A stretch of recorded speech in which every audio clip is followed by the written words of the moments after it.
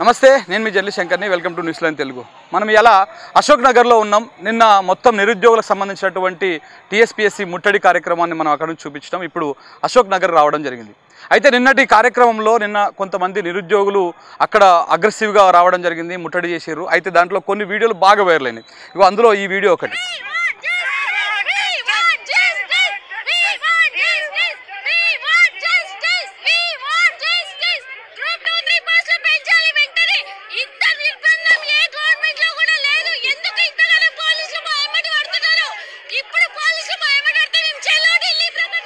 చలో ఇదే కరెక్ట్గా చలో ఢిల్లీ ప్రకటిస్తామనడమే వీళ్ళు చేసినటువంటి తప్పుగా కనపడతా ఉంది. ఆ వీడియో ఎప్పుడైతే వైరల్ అయిందో, ఆ వీడియో వైరల్ అయిన కాడ నుంచి ఆ వీడియోలో ఉన్నటువంటి ఆస్పిరెంట్ ఎవరైతే ఉన్నారో, నిరుద్యోగి ఎవరైతే ఉన్నారో, సింధు అమ్మాయి పేరు, ఆమెని కాంగ్రెస్ సోషల్ మీడియా కావచ్చు, కాంగ్రెస్ వ్యక్తులు కావచ్చు బాగా ట్రోల్ చేస్తూ ఉన్నారు.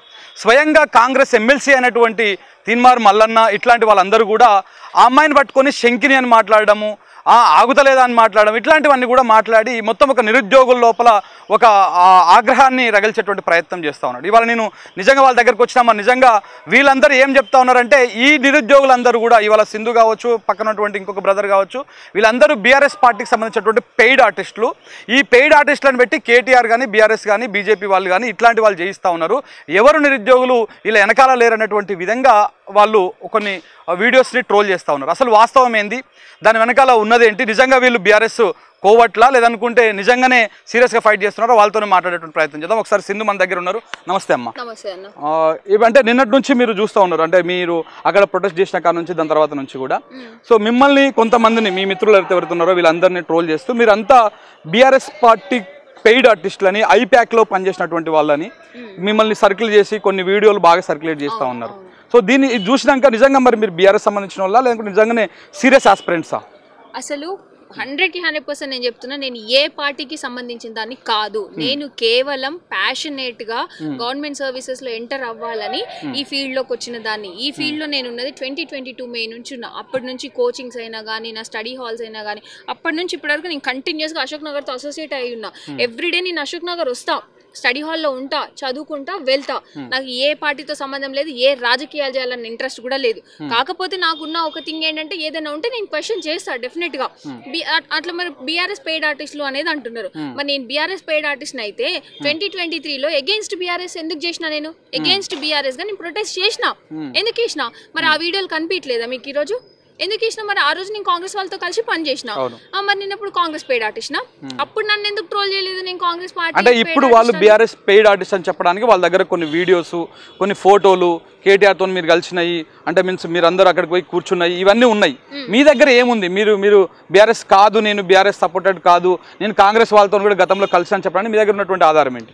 నేను కాంగ్రెస్ వాళ్ళతో కలిసి అని చెప్పడానికి ప్రెసెంట్ మన స్టేట్ చీఫ్ మినిస్టర్ ఎవరైతే ఉన్నారో తనని కూడా నేను వాళ్ళ రెసిడెన్స్ లో కలిసానండి. అది మా లాస్ట్ టైం మా ప్రొటెస్ట్ అప్పుడు ఆయన మా సమస్యలు తెలుసుకుంటా అంటే నేను వెళ్ళి, మేమందరం మా ఫ్రెండ్స్ అందరం కలిసి వెళ్ళి డిస్కస్ చేసాం. మేము డిస్కస్ చేసి మాకున్న సమస్యలు ఇవి అని చెప్పి, అప్పుడు రేవంత్ రెడ్డి గారు పిసిసి అధ్యక్షులుగా ఉన్నారు. సో అదొకటి. ఇంకొకటి, ఈ person AICC person Yogendra Yadav వీళ్ళందరూ ఉన్నారు, మాణిక్రావు ఠాక్రే, బోస్ రాజు, వీళ్ళందరినీ కూడా కలిసాను నేను. వీళ్ళందరినీ కలిసి మేము డిస్కస్ చేసినాం. సార్ తో కలిసిన, మదియాష్కి గౌడ్ గారిని కలిసిన, చూడండి ఇగో మదియాష్కి గౌడ్ గారిని కలిసిన నేను. ఇన్స్టిట్యూట్ లో దిగిన ఫోటోలు, ఆర్ఎస్ ప్రవీణ్ కుమార్ సార్ ని, కోదండ రామ్ సార్ ని, ప్రతిదీ కూడా మేము కోదండ రామ్ సార్ తో డిస్కస్ చేసి చేస్తూనే వచ్చినాం. మేము ఏ ఒక్కటి కూడా ఇండివిజువల్ గా చేయలే, పార్టీ సపోర్ట్ తో చేయలే. మరి ఇప్పుడు మేము అట్లా మేము కాంగ్రెస్ తో మాట్లాడినప్పుడు మేము కాంగ్రెస్ సపోర్టర్లం అవుతామా?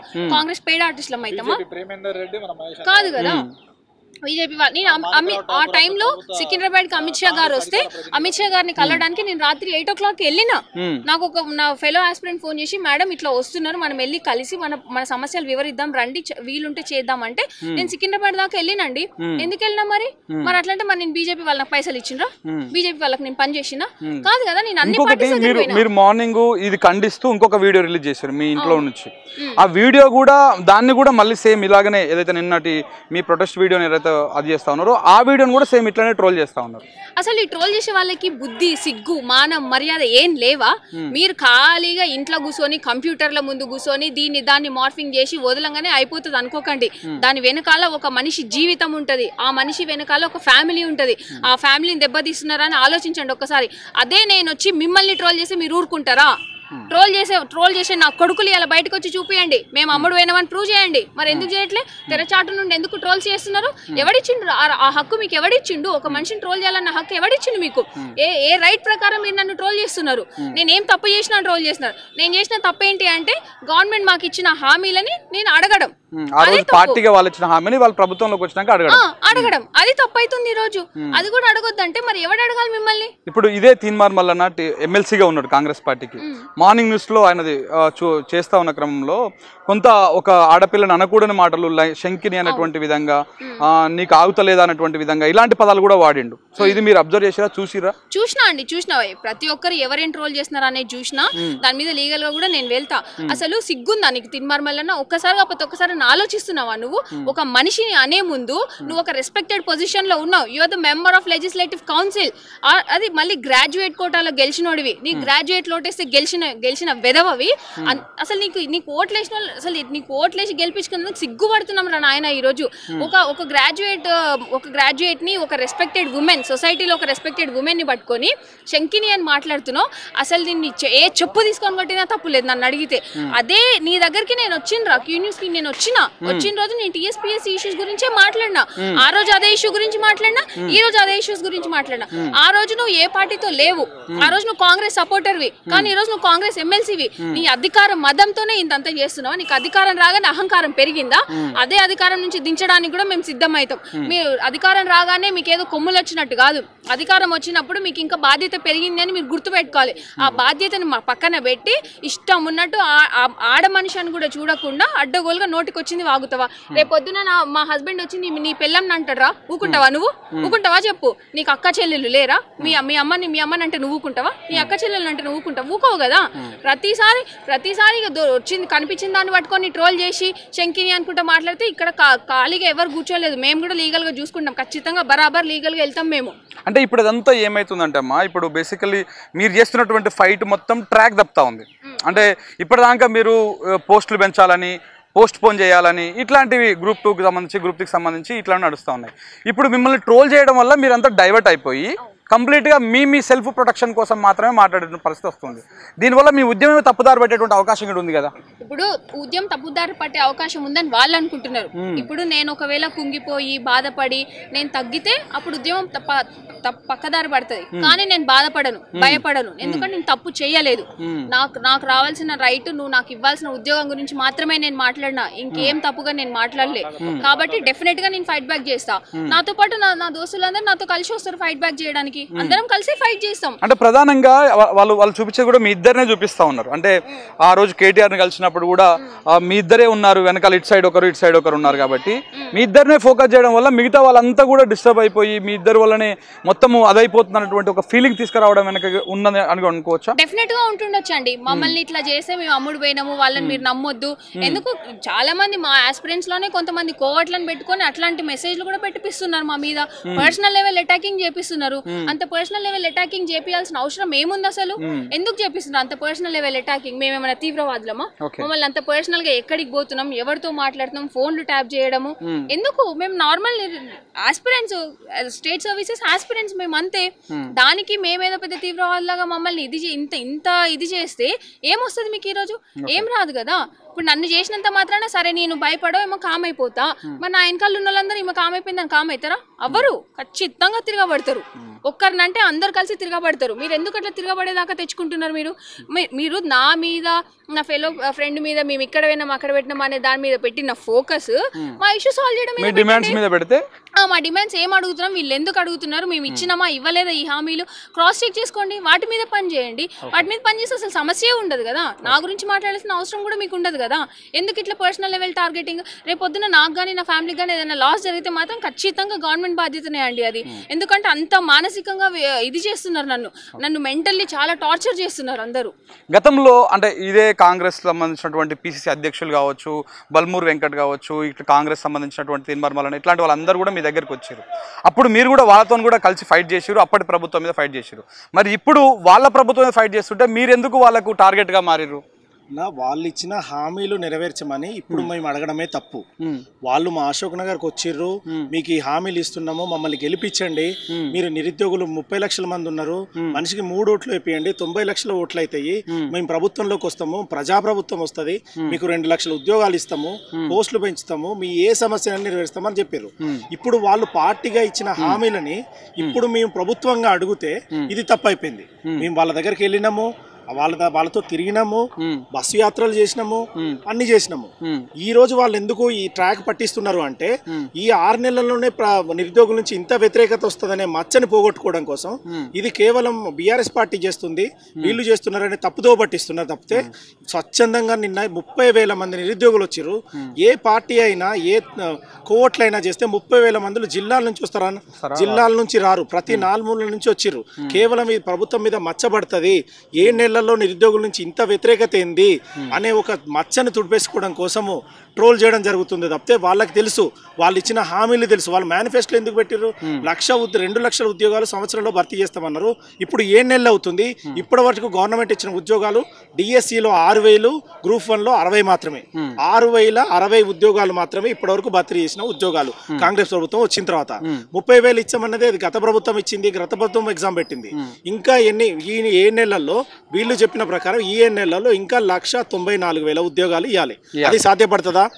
దాని సాధ్యపడదనే తప్పుతో పట్టించడం కోసం వాళ్ళు చేస్తుంటే మేము నిరుద్యోగులుగా మీరు ఇచ్చిన హామీలు ఎందుకు నెరవేర్చరు, మీరు చెప్పిన ఉద్యోగాలు ఎందుకు భర్తీ చేయరు, మేము క్యాలెండర్ ఇస్తామన్నారు కదా ఎందుకు ఇవ్వలేరు అనేసి మేము అడిగితే, మేము ప్రతి మినిస్టర్ని అడిగితే, ప్రతి ఎమ్మెల్యేని కలిస్తే చూస్తాం చేస్తాం అనేది చెప్పేటోళ్ళే తప్పితే అవును మేము దీని మీద రివ్యూ చేస్తాము అనేటోళ్ళు ఒక్క నాయకుడు లేడు. అవును మేము ప్రతిపక్షం దగ్గరికి వెళ్ళినాము, వెళ్ళి మీరు ప్రశ్నించండి మా తరపున అని చెప్పినాము. దాంట్లో మేము ఎట్లా టీం అవుతాము? మేము అదేవిధంగా బీజేపీ దగ్గరికి వెళ్ళినాము, అదేవిధంగా లెఫ్ట్ పార్టీల దగ్గరికి వెళ్ళినాము. అందరి దగ్గర మా వాయిస్ మీరు వినిపించండి, రేపు అసెంబ్లీ సెషన్ అవుతుంది అక్కడ వినిపించండి, మీరు ప్రెస్ మీట్లలో వినిపించండి అని చెప్పినాము. అది తప్పెట్లా అవుతుంది? అది పట్టుకొని మీరు అక్కడికి వెళ్ళారు, మీరు బీఆర్ఎస్ పార్టీ అది ఇదని అంటే ఎట్లా? మేము బీజేపీ దగ్గర కూడా వెళ్ళినాము, వాళ్ళు మా ప్రశ్నించారు, మా శక్తి సరిపోవట్లేదు, వీళ్ళు ఇచ్చిన హామీలు మాకు అపాయింట్మెంట్ ఇవ్వలేదు సీఎం. 17 సార్లు నెల రోజులు ట్రై చేసినాము. ఎవరైతే దీంట్లో ఇంకో విషయం చెప్పాలి, ఎవరైతే మా నిరుద్యోగులకి మధ్యవర్తులు అనేసి ఒక ఎమ్మెల్సీ ఒక ఇన్స్టిట్యూట్ డైరెక్టర్ ఉన్నాడో వాళ్ళ వల్లనే ఇదంతా జరుగుతుంది. వాళ్ళు మా సమస్యను దృష్టికి తీసుకెళ్లట్లేరు. సమస్య ఉంది అని చెప్తే వీళ్ళకెక్కడ వీళ్ళ అది పోతుందో అనేసి సమస్య లేదని సృష్టించారు అక్కడ. ముందు వీళ్ళనంటే మొత్తం వీళ్ళు మేము ఎన్నోసార్లు పోయినాము, సీఎం అపాయింట్మెంట్ కావాలని ఇయ్యలేదు. ఇచ్చిన మినిస్టర్లను అడిగితే చూస్తాం చేస్తాం అన్నారు తప్పితే చేయలేదు. అవును చివరిసారిగా మేము ప్రతిపక్షం దగ్గరికి వెళ్ళేసి మీరు ఇప్పుడు ఒకసారి మిత్రమా అంటే మోతిలాల్ దీక్ష చేసిండు మీ అందరి నిరుద్యోగుల గురించి. ఇప్పుడు మీరు నిన్న దాని ముట్టడికి పిలుపునిచ్చారు, టీఎస్పీఎస్సీ ముట్టడికి. ఇట్లా పిలుపునిస్తే మోతిలాల్ దీక్షను ఒక రకంగా వాళ్ళు ప్రెస్ మీట్ పెట్టి ఇది ఇట్లా అవుతున్నది వాళ్ళే చేస్తున్నారు, ఆర్ఎస్ ప్రవీణ్ కుమార్ వచ్చిండు లేకపోతే హరీష్ రావు వచ్చిండు, ఇట్లా బీజేపీ వాళ్ళు వచ్చారని చెప్పేసి దాన్ని ఒక సైడ్ ట్రాక్ పట్టించేటువంటి ప్రయత్నం చేశారు. ఇప్పుడు మీరు చేస్తున్నటువంటి ముట్టడి ఇది సక్సెస్ అయ్యేసరికి ఇది ఒక మీ పర్సనల్ ట్రోలింగ్స్ ఇట్లా చేస్తా ఉన్నారు. దీన్ని బట్టి చూసి ఏమనుకోవచ్చు? ఈ ప్రభుత్వానికి చిత్తశుద్ధి లేదు, ఇది చేసే పరిస్థితి లేదు. నిరుద్యోగుల మాయమాటలు చెప్పారు, నిరుద్యోగులతోటి ఓట్లు వేయించుకున్నారు, బస్సు యాత్ర చేపించారు. ఇప్పుడు వాళ్ళు చేయడానికి వాళ్ళకి మా మీద ఎటువంటి అది లేదు, చేయకూడదు, ఇవేమి వాళ్ళకి సాధ్యపడదు. వాళ్ళ ఎజెండాలు వేరే ఉన్నాయి. పార్టీ వాళ్ళని మార్చుకోవాలి, ఆ పార్టీ నుంచి తీసుకోవాలి, దీని మీద ఫోకస్ పెట్టింది. నిరుద్యోగుల గురించి ఇచ్చిన హామీల మీద ఫోకస్ పెట్టట్లేరు. ఇప్పుడు మేము అసలు మాకు అపాయింట్మెంట్ అడిగితే ఇవ్వట్లేరు. రాహుల్ గాంధీని అశోక్ నగర్ తీసుకురాగలిగిన వాళ్ళు మా నిరుద్యోగుల రాహుల్ గాంధీ అశోక్ నగర్ తీసుకొచ్చినప్పుడు మీరు అందరు ఉన్నారు అక్కడ? అందరం ఉన్నాము. అశోక్ నగర్ వచ్చిండు, మీకు హామీ ఏమన్నాడు బ్రదర్ మీరు చెప్పండి, అంటే ఏమన్నాడు అశోక్ నగర్కి వచ్చి రాహుల్ గాంధీ? మీరు ఏం టెన్షన్ తీసుకోండి, మన ప్రభుత్వం వచ్చినప్పుడు అన్ని నిరుద్యోగుల సైడే ఉంటుందని మాట ఇచ్చాడు మాకు. ఆ మాటని ఇప్పుడు నిలబెట్టు 2 లక్షల ఉద్యోగాలు అన్నాడు. మీరే జాబ్ క్యాలెండర్ ప్రకటిస్తామని కూడా మీరే అన్నారు. ఇప్పుడు వచ్చి 7 మంత్స్ అవుతుంది, 7-8 మంత్స్ అవుతుంది, ఇప్పటి వరకు జాబ్ క్యాలెండర్ ఏమంటున్నారంటే సైడ్ ట్రాక్ చేస్తున్నారు నిరుద్యోగులను. జాబ్ క్యాలెండర్ వచ్చేసింది మొన్న ఇంటర్వ్యూలో అన్నాడు, 5 మంత్స్ బ్యాక్ అన్నాడు. ఎవరు? మన సీఎం. ఎన్నికలకు ముందు, లోక్సభ ఎన్నికలకు ముందు ఛానల్లో కూర్చొని అన్నాడు. మొన్న ఏమంటున్నాడు 2 వారాల్లో జాబ్ క్యాలెండర్ అన్నారు. మొన్న మేము ధర్నా చేస్తున్నాం 2 రోజుల్లో జాబ్ క్యాలెండర్ అన్నారు. అంటే నిరుద్యోగులను సైడ్ ట్రాక్ చేస్తున్నారు, అంతేగాని ఈ ప్రభుత్వం తోటి పరిపాలన సరిపోతలేదు, వీళ్ళతోటి కావడం లేదు. ఇంకొకటి ఏంటంటే మా సైడ్ నుంచి కొందరు లీడర్స్ ఉన్నారు, అంటే మా వల్ల అధికారం వచ్చిన వాళ్ళు ఎమ్మెల్సీ బల్మూరు వెంకటు, రియాజ్ ఇన్స్టిట్యూట్, ఈ ఎమ్మెల్సీ తీన్మార్మల్ వాళ్ళ ఇంట్లో కూడా బ్రదర్ సిస్టర్స్ వాళ్ళు ఉంటారు కదా, వాళ్ళ భార్యలు కూడా ఉన్నారు కదా. ఒక అమ్మాయిని ఇట్లా ట్రోల్ చేయాల్సిన అవసరం ఏముంది? నువ్వు లైవ్ పెట్టి ఇంకా అవసరం ఒక అమ్మాయిని ట్రోల్ చేయాల్సిన? నీ ఇంట్లో కూడా ఆడపిల్లలు ఉన్నారు కదా, ఒక అమ్మాయిని ట్రోల్ చేసే ముందు నువ్వు చూసుకోవాలి. ఆయన పక్కన ఒక విగ్గు మాస్టర్ ఉన్నాడు, ఆయన పేరు సుదర్శన్, ఆయన ఆగుతలేదు అంటున్నాడు. వాళ్ళ ఇంట్లో కూడా పిల్లలు ఉన్నారు కదా, అలాంటి వర్డ్స్ యూజ్ చేయొచ్చా? ఒక మహిళని ఏ విధంగా మాట్లాడాలి, ఒక అమ్మాయిని అవసరం లేదన్న, అసలు ఆ మ్యాటర్ తీయదు. ఒక అమ్మాయిని ట్రోల్ చేయదు, అబ్బాయిని ట్రోల్ చేసినా ఏం కాదు, ఈ బ్రదర్ ని ట్రోల్ చేస్తే ఏం కాదు. ఒక అమ్మాయిని ట్రోల్ చేయాల్సిన అవసరం ఏముంది? ఎందుకంటే ప్రశ్నిస్తుంది. లాస్ట్ టైం కూడా మాట్లాడింది, బీఆర్ఎస్ అధికారంలో ఉన్నప్పుడు కూడా ఆమెనే మాట్లాడింది, ఇప్పుడు కూడా ఆమెనే ప్రశ్నిస్తుంది. దాంట్లో ఏమైతుంది? మీరు ఒక ప్రెస్ మీట్ వేసేసి ఇది అవుతుంది ఇది కాదని ఒక ప్రెస్ మీట్ పెట్టేస్తే అయిపోతుంది కదా. ఇవంతా చేయాల్సిన అవసరం లేదు, ఒక అమ్మాయిని ట్రోల్ చేయాల్సిన అవసరం లేదు. ఇప్పుడు ఆ విగ్గు మాస్టర్ ఉన్నాడు కదా, తన పేరు సుధాకర్, ఆయన కూడా రాసిండంట ఎగ్జామ్ లాస్ట్ టైం గ్రూప్. ఆయనకు సోయలేదా? ఎంత స్ట్రగుల్స్ ఉంటాయో ఆయనకు తెలియదా? అక్కడ విగ్గు పెట్టుకొని లైవ్ చార్జ్ చేస్తే తెలియదా? అంటే ఇప్పుడు సమస్య ఏమవుతుందంటే ఇప్పుడు ఇదే అనమాట. అంటే ఇప్పుడు నిరుద్యోగుల సమస్య అంతా సైడ్కి పోతా ఉంది. మనం ఇప్పుడు ఆయన తిట్టడము ఈయన తిట్టడము ఇది మెయిన్ ట్రాక్ అవుతా ఉంది. సమస్య ఏమవుతుందంటే ఇప్పుడు ఇంతమంది మన యూట్యూబ్ ఛానల్స్ వచ్చినా ఈ ఛానల్స్ వచ్చినా కానీ ఇప్పుడు మేమే ట్రోల్స్ అవుతున్న వాటికి మీరేమంటున్నారు, మీరేమంటున్నారు ఇదైతుంది తప్ప అసలు మీ డిమాండ్స్ ఏవైతే ఉన్నాయో గ్రూప్ 2కి సంబంధించిన పోస్టుల పెంపు కానీ ఇది మొత్తం సైడ్ ట్రాక్ అవుతా ఉంది. దీన్ని ఎట్లా చూస్తారని అడుగుతున్నాను. ఏం సైడ్ ట్రాక్ ఏం లేదన్న, వీళ్ళిద్దరే కాదు, వీళ్ళిద్దరు పోయినా ఇంకో 100 మంది వస్తారు ఈ తెలంగాణ. అవును, ఈడ ఉద్యమాలకు కరువు లేదు, ఇక్కడ పుడుతూనే ఉంటారు, ఎవడో ఒకడు వస్తూనే ఉంటాడు. వీళ్ళని ఇద్దరు సైడ్ ట్రాక్ చేసి వీళ్ళని ట్రోల్ చేస్తే కాదు. మల్లన్న లీడ్ చేస్తుండు. బిఫోర్ ఇప్పుడు 2 రోజుల ముందు ఎవరు లీడ్ చేయాలంటే బల్మూరు వెంకట్, రియాస్, ఈ అంటే ఒకరి తర్వాత ఒకరు చేస్తా ఉన్నారు. ఇన్ని రోజులు ఇప్పుడు మల్లన్న సైలెంట్ అయిపోయింది కదా. ఇక బూతులు పురాణాలు తిట్టర్లో ఇప్పుడు మనోడు తిట్ట కదా, వెనక ముందు ఆ కల్ట్ బ్యాచ్ ఉంటది. ఆయన రామ్ గోపాల్ వర్మకు కల్ట్ బ్యాచ్ ఎట్లా ఉంటుందో ఈ కాకకు ఈ పొట్టిదొరకు ఇట్లనే కల్ట్ బ్యాచ్ ఉంటది. నేనంటే ఆయనకి ఎవరో తెలుసు, చూస్తే నువ్వు గుర్తుపట్టుకో, నువ్వు నన్ను ఏం చేయలేవులే కానీ మళ్ళా నీ దగ్గరకు వచ్చి ఎప్పుడు ఎట్లా మాట్లాడినా నువ్వు ఎట్లున్నావు ఏందని నీకు తెలుసు. కానీ ఒక అమ్మాయి నీ ఇంట్లో ఉంది, నీ కూతురు ఉంది, నీ కూతురు ఏ పరిస్థితులు ఉందో తెలుసు. ఆమె నీకు చెల్లె కావచ్చు, తోడబుడ్డ కావచ్చు, ఎవరైనా కావచ్చు. మనం అట్లా గౌరవం ఇవ్వాలి. నువ్వు ఏం గౌరవం లేకుండా ఏదో నేను రేవంత్ రెడ్డి దగ్గర నేను కంపల్సరీ అక్కడ నేను మార్కులు వేసుకోవాలి, లేకపోతే ఈ టీం పోయిన తర్వాత ఇప్పుడు నన్ను లీడ్ చేయమని చెప్పేసి నాకు అన్ని తెలుసు. నువ్వు ఏం చేస్తున్నావు నువ్వు నీకు ఎవరి దగ్గర వచ్చినప్పుడు నువ్వు ఎక్కడెక్కడ నువ్వు ట్రాక్ చేస్తున్నావు, నువ్వు ఏదో లెటర్ ర్యాంక్ నేను చెప్పినా నేను ఇది చేసినా అని చెప్పేసి ముచ్చట కాదు. నీ దగ్గరికి నీకు చేతనైతే నువ్వు మాట్లాడు. ఎందుకు నువ్వు ఊకే ఇట్లా మాట్లాడుకుంటూ పోతావు? నువ్వు ఒక లెజిస్లేటివ్ పద్ధతిలో ఉన్నావు, నువ్వు ఒక లెజిస్లేటివ్ ఎమ్మెల్సీలో ఉన్నావు. ఎట్లా మాట్లాడదు ఏందని తెలియదా నీకు? Way of talking, way of behaviour, way of human sense ఇట్లా తెలియదా? ఎట్లా సెన్సిబుల్ గా మాట్లాడి డీల్ చేయాలని తెలియదా? అమ్మాయి ఆమె నీ దగ్గర కూడా వచ్చిల్లు. బీఆర్ఎస్ ప్రభుత్వం ఉన్నప్పుడు కూడా అప్పుడు కూడా మేము కూడా ఫైట్ చేసినాం. సిగ్గు శరం మానం లజ్జ ఉంటే నేను చెప్తా. ఇప్పుడు చూడు ఫోటోలు చూపెడతా తీయన్న, మమ్మల్ని టార్చర్ చేసిళ్ళు. మీకు నిజంగా ఇది ఉంటే ఇదే ఆకునూరు మురళి నువ్వు ఇంట్లో కూర్చోబెట్టుకొని వాళ్ళు చూడండి గెలవంగానే బీఆర్ఎస్ ప్రభుత్వం పోగానే ఓపెన్ టాప్ జీబులలో మేము లక్షలు వేలు ఖర్చు పెట్టుకుని మీకు అందరికి ఇట్లా ర్యాలీలు చేసుకుంటూ బల్మూరు వెంకట కింద ఉంటాడు, ఆకునూరు మురళి సార్ వచ్చేసి మన త్యాగరాయ దాంట్లో ఉంటాడు. ఈ రోజేమో నువ్వు కథలు పడుతున్నావు కదా, మళ్ళీ ఇది కనబడతలేదా? ఇవన్నీ ఫోటోలుగా చూడు. కోదండరామ్ సారు, రియాజ్ సారు, ప్రతి ఒక్కరికి మిమ్మల్ని జోకినాం అంటే విజయోత్సవాలు. ఎందుకు? కేసీఆర్ ను దించుదాం, మీరు ఇంట్లో ఊరలో పోయి చేయమని చెప్పి బస్సు పెట్టినాం. బస్సుకు లీడింగ్ ఎవరు చేసుకున్నారు? రియాజ్. ఇదే స్టూడియోకి వచ్చింది కదా, మీ స్టూడియోకి వచ్చి కూర్చుంది కదా, ఆ స్టూడియోకి వచ్చింది కదా. ఎందుకు అంత కన్సర్న్, అంత ఎందుకు దిగజారిపోవాలి? నీకు అంతగానో కుట్రుందా కేసీఆర్ మీద? మాకు తెలియదు ఎంత కుట్రుందో. ఆయన ఆల్రెడీ ఏదో ఒకటి చేసి పోయింది కదా. నువ్వు చేయాల్సిన రూలింగ్ నువ్వు చేయి, ఆయన చేయాల్సిందంతా చేసి. సమస్య ఏమైందంటే ఇప్పుడు ఓడగొట్టడమే రాజకీయంలో కానీ ప్రజాస్వామ్యంలో పెద్ద పనిష్మెంట్. మీలాంటి అందరి వల్లనే కేసీఆర్ ఓడిపోయిండు, ఆయన ఇంట్లో కూర్చున్నాడు, అధికారానికి దూరం అయింది. ఇదే పెద్ద పనిష్మెంట్. ఇప్పుడు కూడా ప్రభుత్వాన్ని ప్రశ్నించి ప్రభుత్వానికి మీ నుంచి మీకు రావాల్సినటువంటి డిమాండ్లు నెరవేర్చాలి. కానీ ఇప్పుడు కూడా సేమ్ అదే చేస్తా ఉన్నారు కదా. ఏమైందంటానంటే బిఫోర్ ఒక వారం 10 రోజుల నుంచి ఊర్లో ఏం జరుగుతుంది ఎవరికి తెలియదు. మా పేరెంట్స్ కి మా వాళ్ళకి ఎవరికి ఏం తెలియదు. నిన్న జరిగిన ఇష్యూస్ వల్ల ఊరు నుంచి కూడా వరంగల్ నుంచి మా వాళ్ళే, మా క్యాంపస్ లో ఉన్న వాళ్ళు కూడా గట్కేసరి బైపాస్ దగ్గర, యానంపేట దగ్గర ఆపేసారు. కరీంనగర్ నుంచి పాలమూరు, మిరియాల కూడా ఇటు సైడ్ మన ప్రతి ఒక్క దిక్కును ఆగేసిండు. ఎక్కడెక్కడ ఉందో అంత మొత్తం ఇంటెలిజెన్స్ పెట్టేసి కూడా ఆపేసిండు. కానీ దీన్ని అంతా ఎగ్జిక్యూట్ చేసింది ఇప్పుడున్న డీజీపీ కాదు, ఇప్పుడున్న చైర్మన్ టీఎస్ఎస్పీ మన తెలివికల్లా మహేందర్ రెడ్డి గారు. ఇది అందరికి తెలియదు. నేను చెప్తున్నా కదా, అతనే చేసి అతనే ఎగ్జిక్యూట్ చేసిండు. ఈ అంతా ఖాన్ ఖురా మా నల్గొండ ఈ రెడ్డి రాజకీయాలు ప్లస్ మన ఖమ్మం రాజకీయాలు ఇవన్నీ ఇటు సైడ్ మన రేవంత్ రెడ్డి గారు ఎగ్జిక్యూట్ చేస్తున్నటువంటి ఎగ్జిక్యూటివ్. నీ పోలీస్ డిపార్ట్మెంట్ లో నీ వాళ్ళే నీ కరెక్ట్ గా లేరు. ఏం చేద్దాం, మా డ్యూటీ మేము చేద్దాం అని అంటున్నారు. ఫస్ట్ వాళ్ళ బాధలు నువ్వు తెలుసుకో. వాళ్ళే రూలింగ్ లేదు, డైరెక్ట్ వచ్చిండు రూలింగ్ చేస్తాను అంటున్నారు. అడ్మినిస్ట్రేటివ్ చేయడం నేర్చుకోండి. రేవంత్ రెడ్డి గారు మేము మిమ్మల్ని శత్రుత్వం అంటలేను. నువ్వు అడ్మినిస్ట్రేటివ్ ఎట్లా చేసుకోవాలో నీకు 5 ఏళ్ళు పరిపాలన ఇచ్చాలి కదా, నువ్వు అట్లా చేసుకో. ఇప్పుడు ఇట్లా మాట్లాడితే రాజకీయం మరి మేము చదివేది కూడా రాజకీయమే, పొలిటికల్. మాకు ఏమి ఇస్తలేరు. మరి మన ప్రిలిమ్స్ రాసినప్పుడు కూడా తెలంగాణ సంబంధించిన క్వశ్చన్లు కూడా ఏం రాలేదు, మొత్తం రాజకీయ సంబంధించిన క్వశ్చన్లు ఇచ్చిండు. దానికి సంబంధించి దీనికి సంబంధించి కాబట్టి ఒక రిక్వెస్ట్ ఒకటే అంటున్నాం మల్లన్నకి, ఇక్కడ ర్యాలీ చేసినాం, అందరూ ఎవరి వాళ్ళు చేసుకున్నారు, ఎవరి వారు రాజకీయాలు చూసుకున్నారు. ఇప్పుడు ఇంకొకటి అంటే ఈయన మాట్లాడుతూ ఉన్నాడు కదా, మీరు అంటే గతంలో మీ సమస్యలను తీసుకొని క్యూన్యూస్కి పోయారు, మల్లన్న కాడికి పోయారు, ఇట్లా పోయారు.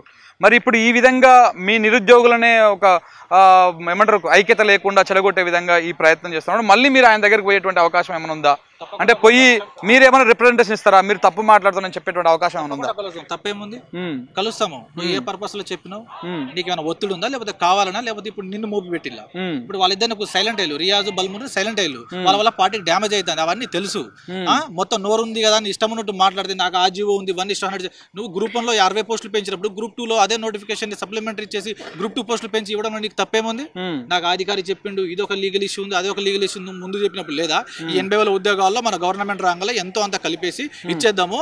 ఆ బ్యాచ్ అనేది మొత్తం వెళ్ళిపోయిన తర్వాత నా 2 లక్షల ఉద్యోగాల్లో జాబ్ క్యాలెండర్ అనేది సరే వెనక ముందేనా నువ్వు అడిగిన ప్రకారం చెప్పాలంటే నీ జాబ్ క్యాలెండర్ రిలీజ్ చేయాలి. ఎక్కడ చేసినావు నువ్వు జాబ్ క్యాలెండర్ రిలీజ్?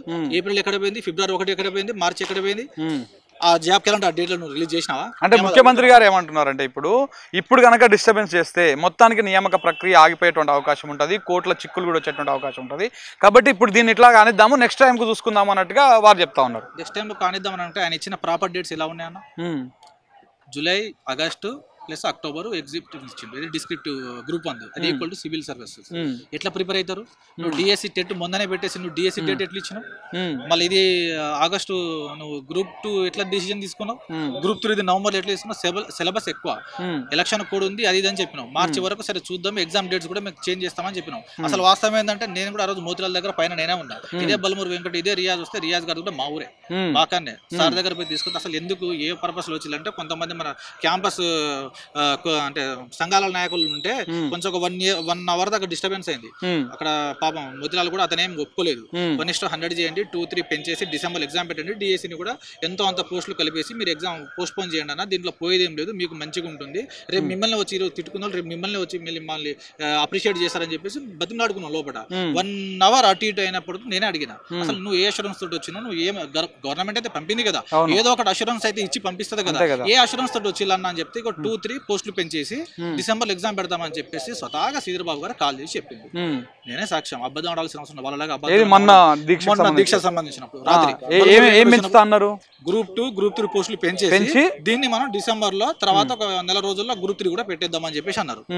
అక్కడ మళ్ళీ ఇంకొకరు ప్రభుత్వ సలహాదారు నరేందర్ రెడ్డి గారు కూడా ఆయన కూడా అప్పుడు కాల్ మాట్లాడి అతను కూడా చెప్పిండు, మెసేజ్లు కూడా చెప్పిండు, మెసేజ్లు కూడా చూపిండు. చూడు బాబు నువ్వు ఓకే అంటే నేను మాట్లాడతా, నీకు శ్రీధర్ బాబు గారు మాట్లాడతా అని చెప్పిండు. ఎందుకు ఇన్ని అబద్ధాలు, ఎందుకు ఇన్ని డ్రామాలు అంటే ఏదో ఒకటి చేసేసి మిమ్మల్ని ఒకవేళ అక్కడ ఈ అబద్ధ మాటలు చెప్పేసి అతను దీక్షను నీరు గారి ఇచ్చేసి కిందికి వచ్చి చెప్పేసి పోతే తర్వాత గూడు గుటాని అయిపోయినట్టనా అంటే అంత నమ్మించి గొంతు కోసి ఇది చేసినట్ట. సరే అది 4 గోడల మధ్య జరిగిన పైన ఇష్యూ. నేను కిందికి వచ్చి కూడా ఇంకొక ఛానల్ సురేష్ యాదవ్ అన్నాను ఉంటాడు, ఆయనకు ఇంటర్వ్యూ ఇచ్చినాం నైట్ 11:30-12 o'clock ఇలా చెప్పిండు వెళ్ళిపోయిండు అని చెప్పేసి నేను ఇంకో మిత్ర అనే ఇంకో అమ్మాయి ఉంటుంది, మేము ఇద్దరమే ఇంటర్వ్యూ ఇచ్చినాం. నెక్స్ట్ డే మళ్ళీ నరేందర్ రెడ్డి దగ్గరికి వెళ్ళాం. ఇలా సార్ అనేగానే అందులో ఉద్యోగులు వచ్చింది, అన్ఎంప్లాయీస్, పిహెచ్డి స్కాలర్స్ 35-40 years ఉన్నోళ్ళు కూడా ప్రిపేర్ అయ్యేటోళ్ళు కూడా వచ్చిళ్ళు.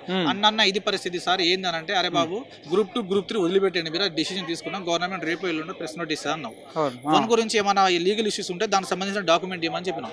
ఇన్ని పచ్చి అబద్ధాలా, ఇంత ఇదా? అక్కడ మేమే ఉన్నాం, మేమే పోయినాం కదా. అక్కడ ఒక అమ్మాయి లేదు సార్ ఈ రోజు రేపటి వరకే మీరు డిసిజన్ తీసుకుంటే అంటే అమ్మాయి మీదకి పళ్ళు కొరుక్కుంటే పోయినావు మీరికి. నీకు తెలుసా అమ్మా ఏమైతే ఏందో నీకు తెలుసా? ఆగు చెప్తామని చేస్తున్నాం కదా, చేద్దామని అంటున్నాం కదా అని చెప్పేసి అంటారు. వాళ్ళ మీద వాళ్ళకే ఎబిలిటీ లేదు, వాళ్ళ మీదనే కాన్ఫిడెన్స్. అంటే ఎప్పటికప్పుడు మీ ఉద్యమాన్ని ఏదో ఒక విధంగా చేసి దాన్ని ఇప్పుడు మళ్ళీ బ్యాచ్ లేచింది, మళ్ళీ ఆయన మా వాంటర్లోనే మాట్లాడతాను ఈ ఇష్యూ. నేను ఎట్లాగూ ఇదే, ఆయన అట్లాగూ పెంట అంటే ఇదే రాజకీయం, నేను ఇట్లనే మాట్లాడితే నాకు ఒక బ్యాచ్ ఉంటుంది, నాకు ఎప్పటికి నిన్నే జోకుతారు అనుకోకండి. సరే 10 ఏళ్ళు కేసీఆర్ జోకిలు అనుకుని కూర్చున్నాడు, రేపు నీకు ఒక సిచ్యువేషన్ వస్తుంది, నీకు ఒక రోజు వస్తుంది, నీకు రేపు ఎట్లుంటుంది సిచ్యువేషన్, నీకు రేపు నీ జీవితం ఎట్లుంటుంది నీకు తెలియదా? అంటే నువ్వు తోపుగాని అనుకుంటాను మళ్ళా.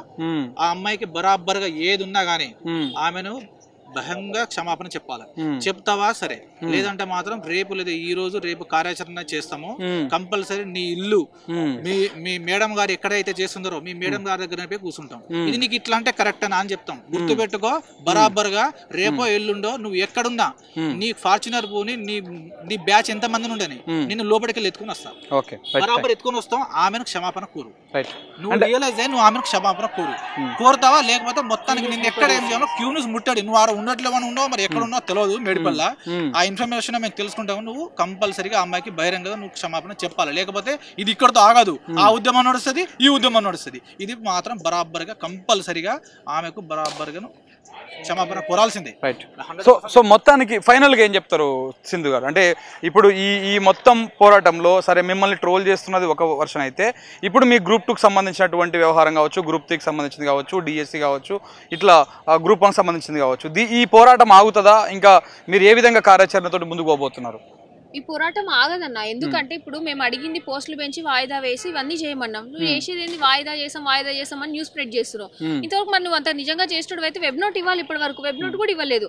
అంటే జస్ట్ డైవర్ట్ చేసి ఈ డైవర్షన్ ప్రాసెస్ లో కొంచెం కామ్ డౌన్ అవుతారు, తర్వాత ఇంకెవరు బయటికి రారన్న ఉద్దేశం నీకు ఉందేమో, కానీ అది కాదు. నువ్వే నీ అంతటా నువ్వే మమ్మల్ని రెచ్చగొడుతున్నావు. నువ్వు in the sense government proper decision తీసుకోకుండా గవర్నమెంట్ మమ్మల్ని రెచ్చగొడుతుంది, వేరే ఏదో అపోజిషన్ పార్టీస్ కూడా కాదు.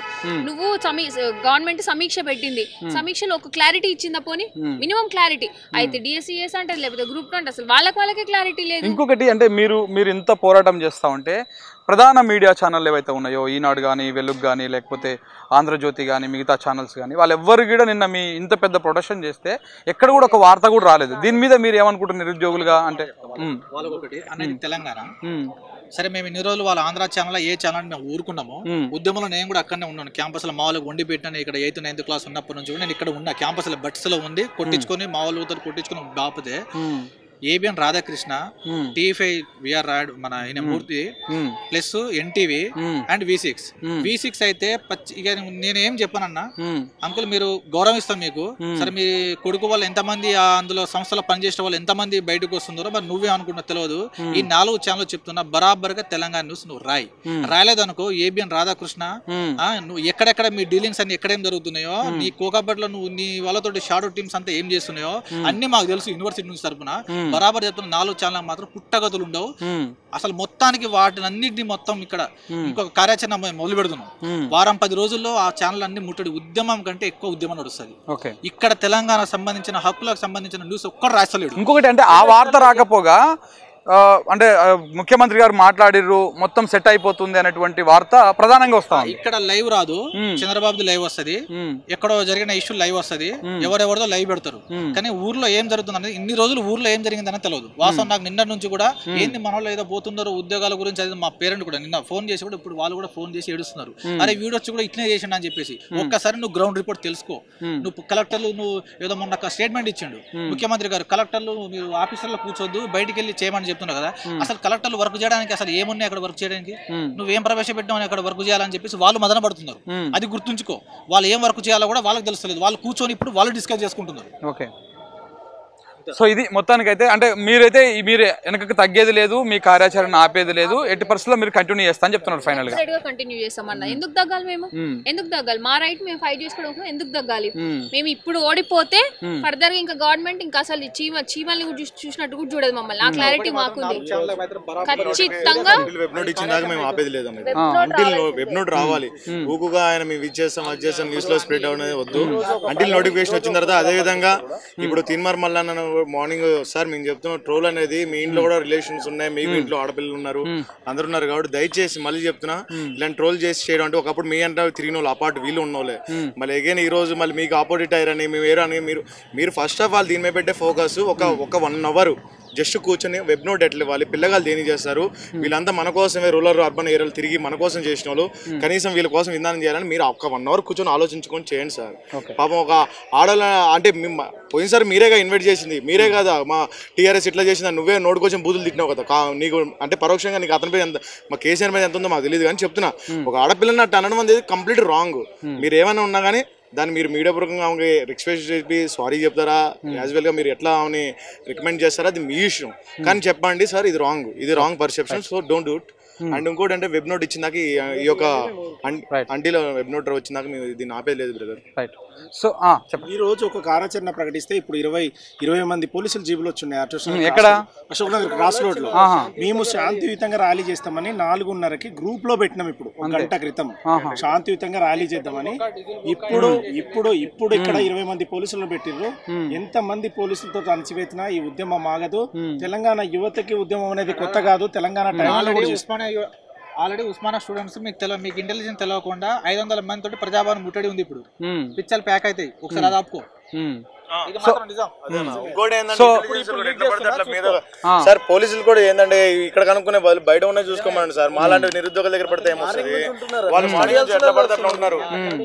సో మొత్తానికి ఈ విధంగా అంటే ఒక సింధును ట్రోల్ చేస్తేనో, ఇంకొక బ్రదర్ని ట్రోల్ చేస్తేనో, ఇంకొక వ్యక్తిని ట్రోల్ చేస్తేనో మా ఉద్యమం ఆగేది కాదు. మేము నిరుద్యోగుల పక్షాన ఎప్పుడు బీఆర్ఎస్ సర్కారు ఉన్నప్పుడు ఇదే ఫైట్ చేసినాం 2020 నుంచి, ఇప్పుడు కూడా అదే ఫైట్ చేస్తూ ఉన్నాం. మేము ఎవరి పక్షాన లేము. ఇటు బీఆర్ఎస్ మాకు సపోర్ట్ చేస్తే చేయవచ్చు కానీ వాళ్ళ చెంచాల మేము కాదు అనేటువంటి విధంగా వాళ్ళు నిరుద్యోగులు మాట్లాడుతూ ఉన్నారు. ఇక్కడ వస్తే మనకు ఈ అశోక్ నగర్ వస్తే కూడా అర్థమైపోతుంది క్లియర్గా. అంటే ఎక్కడ కూడా వీళ్ళ వెనకాలలో పార్టీ ఉన్నట్టు కానీ సింపుల్గా బాక్సులు కట్టుకొని వచ్చి ఆ చైర్ల మీద కూర్చొని మాట్లాడుతుంటే వస్తుంది. ఇంకొక స్టూడెంట్ కూడా వచ్చింది. నమస్తే అమ్మ. మీరు మొన్న కాళ్ళ మీద పడ్డా అని చెప్పారు కదా, రెడ్డి సార్ మీద కాళ్ళ మీద పడితే కనీసం కూడా లేదమ్మా అయ్యే పోస్టులతో మీకు ఎగ్జామ్ చదువుతుంది మీరు వెళ్ళిపోండి. ఎంత చిన్న చూపు అంటే నిరుద్యోగులు అంటే అంత నిరుద్యోగులకు ఒక సమస్య వచ్చింది. లాస్ట్ ప్రభుత్వంతోనే మేము కొట్లాడినాం సార్, కొట్లాడినాం. ఎంత అంటే టైం లేదు, రెస్ట్ లేదు మాకు. ఎప్పుడు తింటాం, ఎండ వాన అని తెలక తిరిగినాం సార్. కనీసం ప్రభుత్వం పట్టిస్తే కనీసం 40 days తిరిగినాం సార్. మా హెల్త్ అంతా ఖరాబ్ చేసుకుని నేను చావు బతుకుల మధ్య నుంచి వచ్చినా సార్. మళ్ళీ మాకు ఒక అంటే పోస్ట్ లేవు అక్కడ. కనీసం పెంచితే మా జీవితాలు మాకుంటాయి. మేము ఎక్కడ నుంచో గ్రామీణ ప్రాంతాల నుంచి వచ్చినాం కదా సార్. మా సొసైటీకి ఏదో చేద్దామన్న వేలోనే వచ్చినాం కదా సార్. ఎందుకు ఆలోచించరు వీళ్ళు? కాళ్ళ మీద పడ్డా సార్, రిక్వెస్ట్ చేసిన కనీసం కూడా కనికరించలేదు సార్. ఎంత అంటే అంత చిన్న చూపు చూసిండ్రు. ఏదైతే ఉందో మేమందరం బీఆర్ఎస్ కోవట్లేమని మా ఫొటోస్ కూడా ట్రోలింగ్ చేసి పెడుతున్నారు సార్. అది ఎంతవరకు కరెక్ట్ సార్? మేము ఎవరెవరి దగ్గర నేను ఆల్రెడీ డిప్యూటీ సీఎం దగ్గర కూడా పోయినా సార్. తిరిగిన వాళ్ళకి కూడా రిప్రజెంటేషన్ ఇచ్చిన. మరి వాళ్ళ దగ్గర పోయినప్పుడు వాళ్ళ కోవట్లో ఎందుకు కావద్దు సార్? Thank you. సో మొత్తానికి మనం ఇక్కడ చూస్తే వీళ్ళ వెనకాల ఒక in case BRS party BJP party ఉంటే వీళ్ళు ఇంత సాధారణంగా బాక్సులు కట్టుకొని వచ్చి ఇక్కడ పార్కులో కూర్చొని తినుకుంటా ఇక్కడ చదివి ఇక్కడ ప్రిపేర్ కావాల్సినటువంటి అవసరం ఉండదు. సో కాబట్టి నిరుద్యోగులని ఇప్పుడు వాళ్ళకు ఉద్యోగాలు ఇవ్వకపోవడం ఒక అయితే వాళ్ళని ట్రోల్ చేసి ఇంకింత రగల్చేటువంటి విధంగా ప్రయత్నాలు చేస్తూ ఉన్నారు. సో కాబట్టి నిరుద్యోగుల పక్షాన మనం కూడా ఎప్పటికప్పుడు మా వాయిస్ కూడా వినిపించేటువంటి ప్రయత్నం చేస్తాం. మేము కూడా ఎప్పటికప్పుడు ఈ అప్డేట్స్ని మీకు అందించేటువంటి ప్రయత్నం చేస్తాం మిత్రులారా. Thank you very much.